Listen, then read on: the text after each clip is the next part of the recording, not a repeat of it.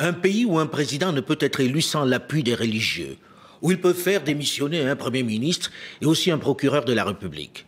Un pays où une loi sur la famille ne peut être votée sans leur assentiment, où ils peuvent faire retirer un code sur la famille voté à l'Assemblée nationale. Un pays où ils sont même parvenus à obtenir la présidence de la Commission électorale nationale indépendante, la fameuse et très convoitée institution chargée de veiller au bon déroulement des élections. Un pays où les religieux peuvent activer les foules pour faire tomber un régime. Peut-il être considéré encore comme un pays laïque? Et cette notion de laïcité, héritage colonial verrouillé dans presque toutes les constitutions des pays francophones d'Afrique, est-elle applicable au Mali? Comment définir le modèle malien? Doit-on craindre pour la laïcité malienne avec cette forte poussée, cet important pouvoir des religieux musulmans? Est-ce envisageable que les partisans de la République islamique prennent le dessus finalement?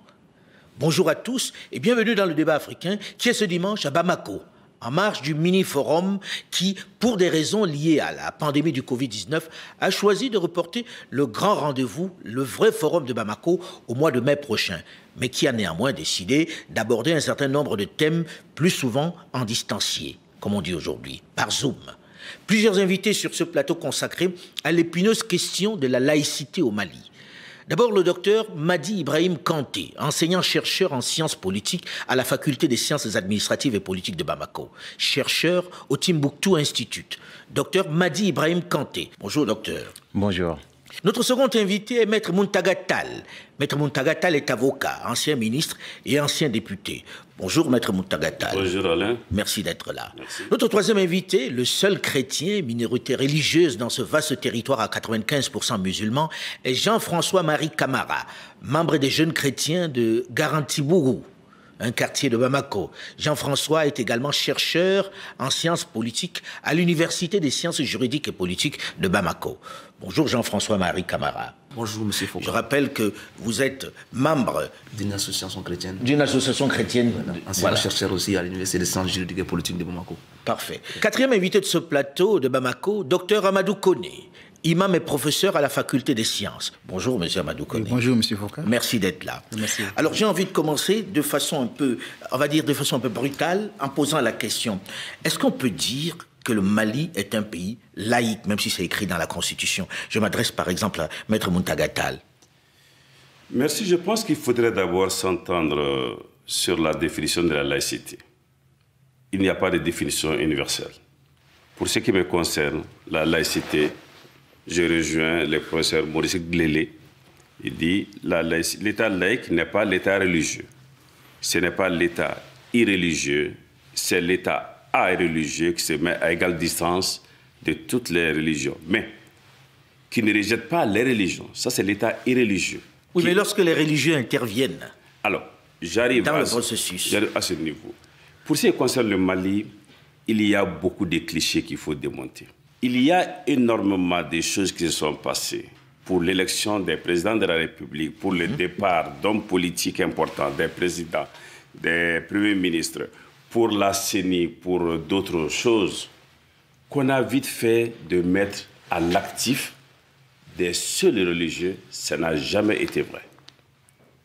Il y avait les religieux, il y avait les opérateurs économiques, les syndicats, les militants des partis politiques qui se sont mis ensemble pour défendre une cause. Et chaque fois... Oui, mais vous ne parlez que là. Vous ne parlez que de là. Mais quand vous entendez vous-même les religieux qui disent ici, on ne peut pas faire de vote sans la participation des religieux et qu'on voit les hommes politiques courir après tous ces religieux-là, on ne peut pas dire ça. Ce n'est pas vrai, c'est un cliché. Les hommes politiques vont chez les religieux. Oui. Ils vont chez les syndicalistes. Ils vont voir ceux de la diaspora.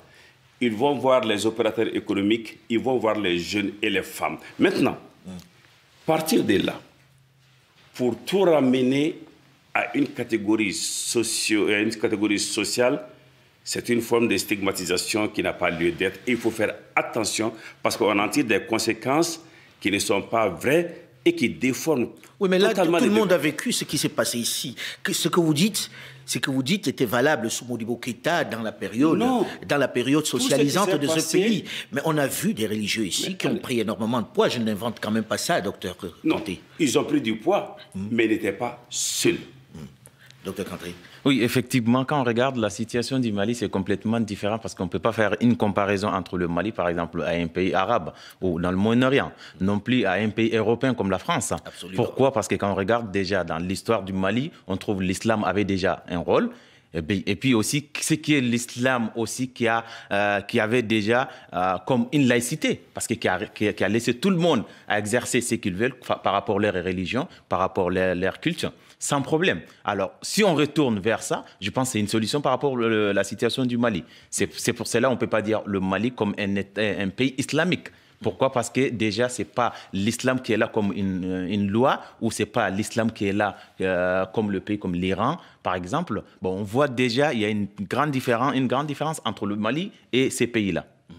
Mais vous savez très bien que si ce sujet passionne, c'est parce qu'il y a une menace. Il y a une menace djihadiste ici qui voudrait absolument que ce ne soit plus un État laïque. Certains ont même parlé de charia. Est-ce que ça ne vient pas de là, le fait que l'on regarde un peu le modèle de laïcité malien avec une certaine suspicion? Est-ce qu'on ne devrait pas la définir de façon définitive pour qu'on comprenne ce que c'est la laïcité malienne, docteur? Oui, effectivement, parce qu'on a un problème au niveau de ça, parce que quand on regarde au niveau du Mali, on a une tendance de copier ce qui est dans le Moyen-Orient, par exemple. Alors, si on va sur cette voie, on trouve directement... Mais il y a une pression de ceux qui veulent vous imposer ce modèle du Moyen-Orient et qui ne veulent plus de cet État laïque. On ne peut pas faire comme si on ne le voyait pas. C'est peut-être pour ça qu'on se pose la question de savoir est-ce que ça va résister? Est-ce que cette poussée ne risque pas de... Mais finalement, d'installer ici une république islamique? Oui, bon...